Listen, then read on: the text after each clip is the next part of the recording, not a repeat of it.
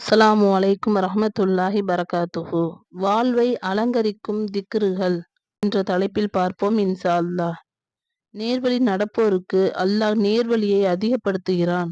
நிலைத்து நிற்கும் நற்செயல்களே உமது இறைவனிடம் கூலியில் சிறந்ததும் திரும்பும் இடத்தில் சிறந்ததுமாகும்.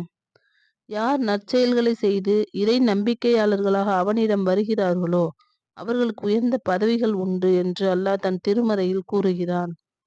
இறை நம்பிக்கையாளர்களாக இருந்து நற்செயல்கள் செய்பவர் தமக்கு அநியாயம் செய்யப்படும் என்றோ கூலி குறைக்கப்படும் என்றோ பயப்பட மாட்டார்.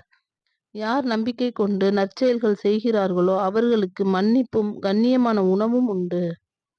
யார் இறை நம்பிக்கை கொண்டு நற்செயல்கள் செய்கிறார்களோ அவர்களை நல்லவர்களுடன் சேர்த்து வைப்போம். இறை நம்பிக்கை கொண்டு நற்செயல்கள் செய்தோர் பூஞ்சோலையில் மகிழ்விக்கப்படுவார்கள். இப்படி நற்செயல்கள் செய்பவர்களை பற்றி இறைவன் தன் திருமறையில் ஏராளமான வசனங்களில் தெளிவுபடுத்துகிறான். யார் இறை நம்பிக்கை கொண்டு நற்செயல்கள் செய்கிறார்களோ அவர்களை படைப்பினங்களிலும் மிகச் சிறந்தவர்கள். திருக்குர்ஆன் பக்கங்களை புரட்டுகின்ற இடங்களில் வழி நெடுகிலும் நற்செயல் புரிவோருக்கான பாக்கியங்களை இறைவன் பட்டியலிடுகிறான்.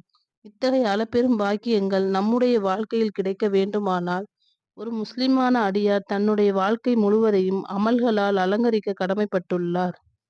பெரும்பாலான முஸ்லிம்கள் ஒரு குறிப்பிட்ட மாதத்திலும் குறிப்பிட்ட நாட்களிலும் இறைவனை வணங்கி வழிபட்டவர்களாய் வாழ்ந்துவிட்டு ஏனைய மற்ற மாதங்களில் இறைவனுக்கும் தங்களுக்கும் தொடர்பு இல்லாதவர்களைப் போன்று வாழ்ந்து கொண்டிருக்கின்றார்கள். மனிதர்கள் செய்கின்ற சந்தர்ப்பவாத அமல்களை இறைவன் ஒருபோதும் விரும்புவதில்லை. அல்லாஹ்விடத்தில் அடியார்களின் தொடர்பு என்பது நீடித்ததாகவும் நிலையானதாகவும் உறுதியானதாகவும் நிரந்தரமானதாகவும் அமைந்திருக்க வேண்டும்.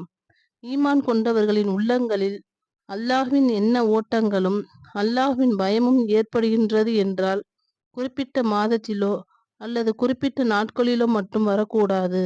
அவ்வாறு வரக்கூடிய சந்தர்ப்பவாத நபர்களை அல்லாஹ் விரும்புவதில்லை. நம்முடைய வாழ்க்கையில் நாம் செய்யும் வணக்க வழிபாடுகளுக்கு அல்லாஹ் ஒருபோதும் முடிவு காலத்தை நிர்ணயிக்கவில்லை. நம்முடைய அமல்களுக்கான முடிவு காலம் என்பது நம்முடைய மரணம்தான். ஒரு முஸ்லிமான அடியார் மரணிக்கின்ற வரைக்கும் அமல்களால் தன்னுடைய வாழ்வை அலங்கரித்தே தீர வேண்டும். மனிதனுக்கு வாழ்க்கையில் நிகழும் துன்பங்களிலும் சிரமமான நேரத்திலும் மட்டும் இறைவனை அழைத்துவிட்டு இறைவனிடத்தில் சரணாகதியாய் கிடந்துவிட்டு நல்ல நிலையில் இருக்கும் போதும் வாழ்வில் இன்பகரமான நேரங்களிலும் இறைவனை மறந்து வாழ்வது மிகப்பெரிய நன்றி கெட்ட குணநலன் ஆகும். நல்ல நிலையில் இருக்கும்போது சுகபோகமாய் வாழ்ந்துவிட்டு ஆபத்தான நேரத்தில் மட்டும் அல்லாஹ்வை அழைப்பது மிக பெரும் ஆபத்தானது. இத்தகைய சந்தர்ப்பவாதிகளை ஒருபோதும் அல்லாஹ் ஏற்க மாட்டான்.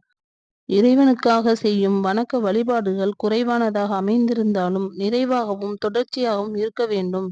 தொடர்ச்சியான அமல்களால் தங்களுடைய வாழ்வை அலங்கரிக்கின்ற அப்படிப்பட்ட மனிதர்களைத்தான் அல்லாஹ் விரும்புகின்றான். ஈமான் கொண்ட அடியார்கள் அல்லாஹ்வை அதிகம் நினைவு கூறுவதன் மூலமாக தங்களுடைய வாழ்வை மிக சிறப்பாக அமைத்து கொள்ள முடியும். இறைவனை நினைவு கூறுகின்ற ஒவ்வொரு அடியாருக்கும் அல்லாஹ் மன நிம்மதியையும் அவர்களின் வாழ்க்கையில் அமைதியையும் வழங்கி சிறப்பிக்கின்றான். ஒரு மனிதர் தன்னுடைய வாழ்க்கையை இறைவனை நினைவு கூறும் திக்ருகளால் அலங்கரிக்கின்ற போது இம்மையிலும் மறுமையிலும் மிக பெரும் பாக்கியங்கள் பெற்றவராய் திகழ்கிறார். மனிதர்கள் தங்களுடைய வாழ்க்கையில் செய்யும் சிறு சிறு பாவங்களுக்கு பரிகாரமாய் அத்தகைய மகத்தான திக்ருகள் அமைந்து விடுகின்றன. நாம் வாழ்ந்து கொண்டிருக்கும் காலகட்டங்களில் நம்மை பாவங்களிலிருந்து மீட்டெடுக்கின்ற மிக பெரும் பாதுகாப்பு கவசங்களாய் அந்த திக்ருகள் அமைந்து விடுகின்றன. அல்லாஹ் தன் திருமறையில் கூறும்போது, என்னை நினைவு கூறுங்கள், நானும் உங்களை நினைவு கூறுவேன். எனக்கு நன்றி செலுத்துங்கள், என்னை மறந்து விடாதீர்கள் என்று கூறுகிறான். உமது இறைவனை அதிகமாக நினைவு கூறுவீராக, மாலையிலும் காலையிலும் அவனை போற்றுவீராக என அவன் கூறினான். அல்லாஹ்வை அதிகம் நினைவு கூறுங்கள், நீங்கள் வெற்றி பெறுவீர்கள் என்றும் தன் திருமறையில் கூறுகிறான். மனிதர்கள் இறைவனை நினைவு கூறும்போது அத்தகைய மனிதர்களுக்கு அல்லாஹ் தன்னுடைய அருளை வழங்குகின்றான். அல்லாஹ்வை அதிகம் நினைவு கூறுவதை அல்லாஹ் விரும்புகிறான்.